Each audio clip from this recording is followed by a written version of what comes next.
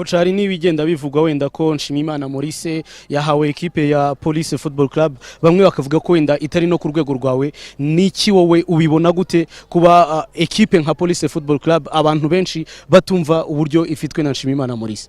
Umuntu buriya umuntu yanariza ibyo ashaka, ikipe ntago nje kuyikorera ku mutwe.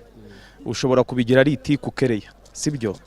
Ibyo rero umuntu yavuga amagambo shobora kuba nta mwana wigeze avuka ngo yuzure ingobyi, ariko abantu baryoherwa no gutikura. Nta kibazo mbigiraho, ngende bakazi kanjye. Si ubwa mbere mbaye mu ikipe ikomeye, nabaye muri Rayon Sport na Police n'ubwa kabiri.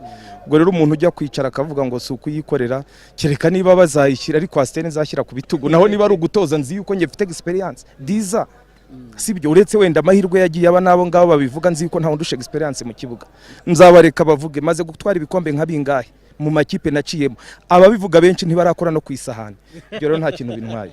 Urakoze kandi bonne chance. Murakoze.